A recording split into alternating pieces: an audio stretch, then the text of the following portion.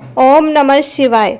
22 जुलाई पंचांग के अनुसार 5वें महीने में सावन का महीना पड़ता है, जो बहुत ही खास होता है। आज सावन का पहला व्रत है, तो इसी व्रत के अवसर में हम आपको कथा सुनाएंगे।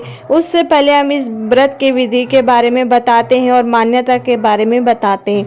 इस दिन जो भी व्रत रखता है सावन के महीने में, तो उनकी सभी मनोकामनाएं भोलेनाथ की इच्छा से पूरी होती है और माँ पार्वती की कृपा भी होती है। अगर कोई कुंवारी कन्या इन व्रत को रखती है तो मन चाहा वर मिलता है। और विवाहित स्त्री पुरुष भी अगर संतान की इच्छा से व्रत करते हैं तो संतान की प्राप्ति भी होती है। सभी जीवन के सारे कष्ट दूर होते हैं। तो इसी कथा को पढ़ते हैं और आप सब कथा सुनिए और भोलेनाथ की कृपा आप सब पर बनी रहे। पौराणिक मान्यता के अनुसार एक बार एक धनी व्यापारी था, जो कि भगवान शिव का बहुत बड़ा भक्त था। उसके पास बेशुमार धन दौलत थी, लेकिन धन से संपन्न होने के बावजूद वह बेहद दुखी रहता था, क्योंकि उसकी कोई संतान नहीं थी। वह पुत्र की चाह में दिन रात भगवान शिव की आराधना करता था और हर सोमवार को व्रत करता था। उस व्यापारी की भक्ति देखकर एक दिन माता पार्वती ने भोलेनाथ से कहा कि यह व्यापारी आपका सच्चा भक्त है, तो आप उसकी मनोकामनाएं पूरी कर दीजिए। यह सुनकर महादेव ने माता पार्वती से कहा कि इस महासुर के साथ कोई पुत्र न होने के कारण यह दुखी रहता है। माता पार्वती ने शिव जी से उस व्यापारी से वरदान देने के लिए कहा। इस पर महादेव ने देवी पार्वती को बताया कि इस साहूकार के भाग्य में पुत्र के योग नहीं है।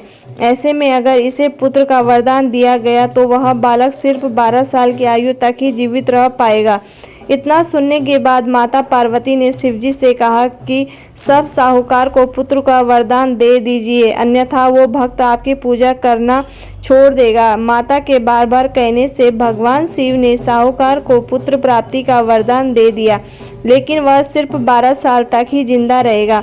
भगवान शिव से पुत्र का वरदान पाकर वह व्यापारी बहुत ही खुश हुआ, लेकिन वह बेटे की इतनी कम उम्र सोचकर दुखी हो गया। बेटे के जन्म के बाद भी वह व्यापारी रोजाना भोलेनाथ की पूजा अर्चना करता रहा और सोमवार का व्रत रखा था। इसके बाद बेटे को 11 साल होते ही व्यापारी ने उसे उसके मामा के साथ काशी जाने को कह दिया। व्यापारी ने अपने बेटे के मामा से कहा कि इसे काशी में पढ़ाइए और रास्ते में जहाँ भी रुकना यह यज्ञ करते और ब्राह्मणों को भोजन कराते हुए आगे बढ़िए।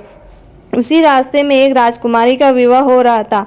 जिससे उस राजकुमारी का विवाह होना था, वो एक कान से काना था। जब राजकुमारी के पिता ने उस साहूकार के सुंदर बेटे को देखा तो सोचा क्योंकि ना इसे ही घोड़ी पर बिठाकर इससे सारी रस्में करा दी जाए।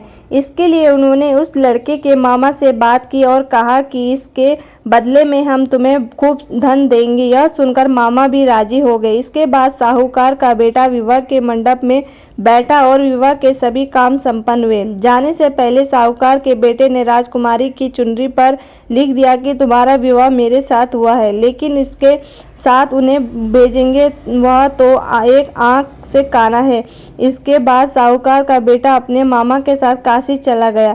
जब राजकुमारी ने अपनी चुनरी पर वह लिखा हुआ देखा तो उसने राजकुमार के साथ जाने से मना कर दिया।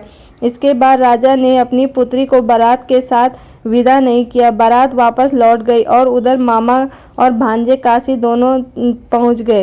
एक दिन काशी में यज्ञ के दौरान साहूकार के बेटे के प्राण निकल गए और यह देख उसके मामा रोने लगे। उस समय भगवान शिव से माता पार्वती ने पूछा कि प्रभु ये कौन रो रहा है। तब उन्हें पता चला कि वही शिवजी के वरदान से जन्मा व्यापारी का पुत्र है। जब माता पार्वती ने कहा स्वामी दोबारा से जीवित कर दीजिए, अन्यथा रोते रोते इसके माता पिता के प्राण त्याग देंगे। तब भगवान शिव ने बताया कि इसकी आयु इतनी ही थी, लेकिन माता पार्वती के बार बार कहने पर शिवजी ने उसे जीवित कर दिया। इसके बाद व्यापारी का पुत्र ओम नमः शिवाय करते हुए उठ बैठा और मामा भांजे दोनों ने भोलेनाथ और माता पार्वती का धन्यवाद किया और अपने नगर वापस लौट गए। तभी रास्ते में साहूकार का बेटा गिर गया और राजकुमारी ने उन्हें पहचान लिया। तब राजकुमारी के पिता ने साहूकार के बेटे को अपनी बेटी के साथ विवाह कराया और बहुत सारे धन धान्य के साथ विदा किया।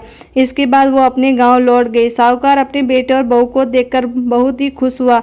आधी रात साहूकार का स्वप्न ने शिवजी के दर्शन दिया और कहा कि तुम्हारी पूजा से मैं प्रसन्न हुआ। इसी प्रकार सावन के महीने का पहला व्रत की कथा थी, जिससे भोलेनाथ बहुत ही प्रसन्न हो जाते। जो भी भोलेनाथ की सच्चे मन से पूजा आराधना व्रत करते हैं, भगवान शिव और माता पार्वती की असीम कृपा होती है। आप सभी भी भोलेनाथ की बहुत ही पूजा आराधना करें। ओम नमः शिवाय। हर हर महादेव।